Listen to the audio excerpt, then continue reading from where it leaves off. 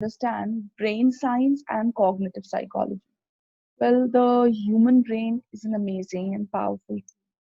It allows us to learn, see, remember, hear, perceive, understand, and create language that we are speaking. Like, suppose if I am speaking, everything is first being processed into mind. Sometimes the human brain also fails us. Cognitive psychologists study how people acquire, perceive, process, and store information.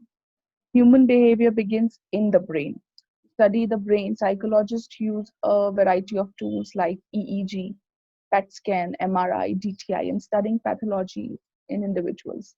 It is also understood that neurotransmitters or brain chemicals, basically, neurotransmitters are the chemicals that are between the neurons. We are going to study the structure of brain and neurons individually. But neurotransmitters are the chemicals that are between those. So these are the brain chemicals which are responsible for our moods and of the general state that we are in. Lesions or damage to frontal lobes and to other parts of the brain can and affect impulses and impulsive behaviors. Have you ever wondered why you remember certain details without even trying, yet other important information slips your mind so quickly? This is just one example of the type of questions that someone working in the field of cognitive psychology might try to answer. So, what is cognitive psychology? Cognitive psychology involves the study of basically internal mental processes. All of the things that go on inside your brain, including perception, thinking, memory, attention, language, problem solving, and learning.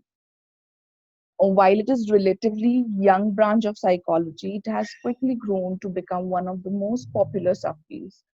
There are numerous practical applications for cognitive research, such as providing help coping with memory disorders, increasing decision making accuracy, finding ways to help people recover from brain injury if there is any, treating learning disorders, and structuring educational curricula to enhance learning.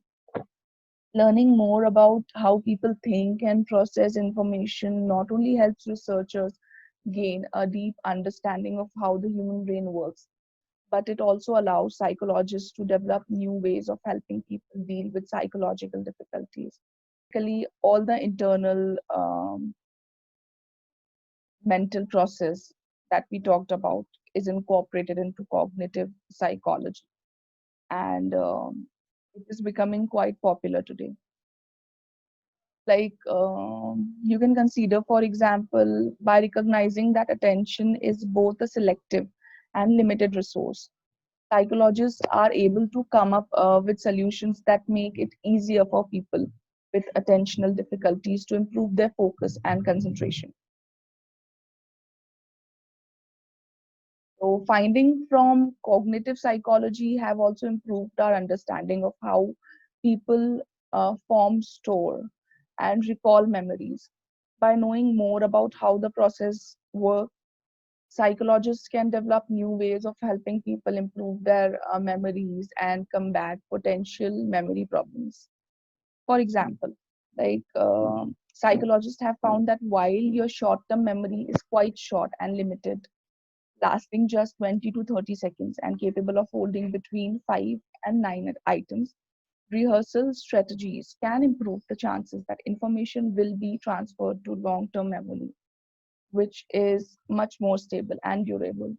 That is why, if you see affirmations, how affirmations work, many of the depressed patients, when go to psychologist, one of the ways that is suggested to them is reading affirmations, practicing affirmations, or something that is bothering them, just say the opposite sentence, and once it is gone into the long term memory, then you start behaving as such, like, because you behave the way you believe something in your mind.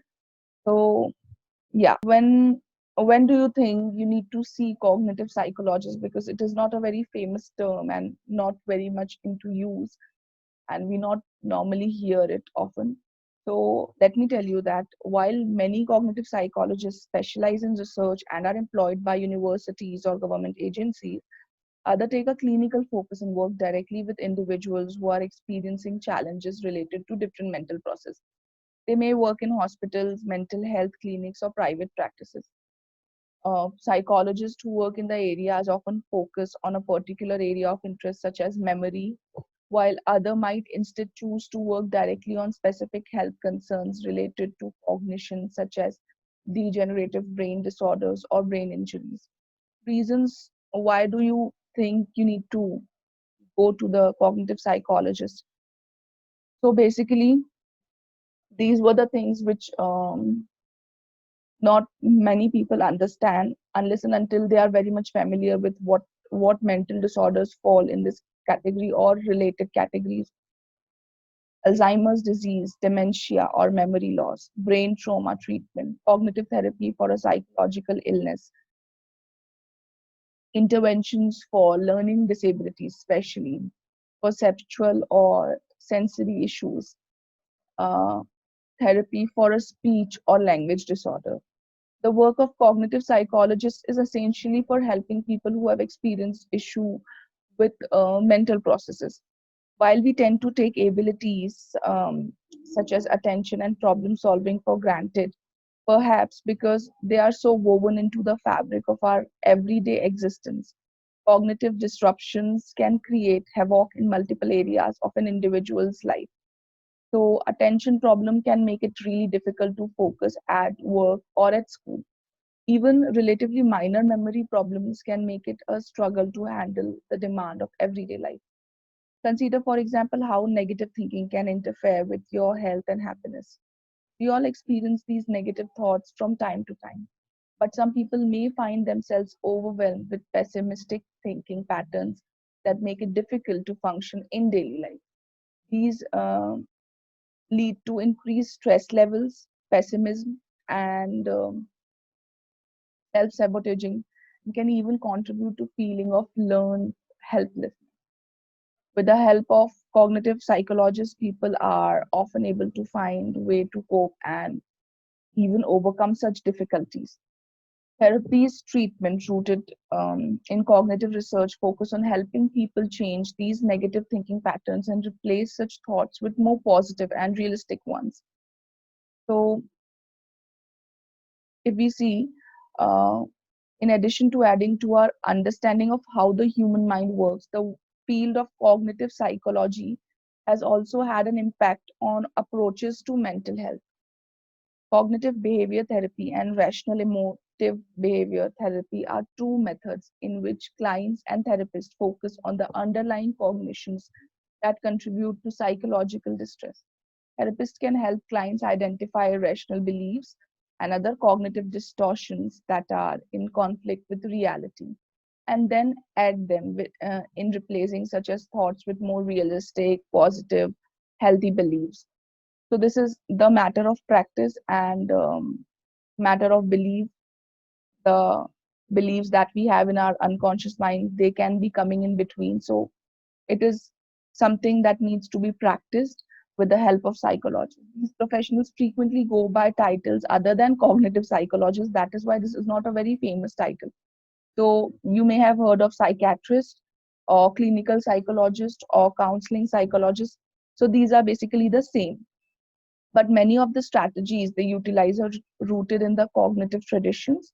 If you are unsure of practitioner's discipline or approach, just ask him or her. Okay. So the impact of cognitive psychology is, as you can see, the field of cognitive psychology is both broad and diverse. Yet it touches on so many aspects of daily life. Research on cognitive psychology, scientific investigations play a role in how professionals approach the treatment of mental illness, traumatic brain injury, and degenerative brain disease that we just discussed. So, thanks to the works of these psychologists, we can better pinpoint ways to measure human intellectual abilities, develop new strategies to combat memory problems, and decode the working of the human brain, all of which ultimately has a powerful impact on how we treat these disorders. Being diagnosed with a brain or cognitive health problem can be frightening and sometimes confusing also, but it is important to understand and remember that you are not alone. By working with your doctor, you can come up with an effective treatment plan to develop address brain health and cognitive problems.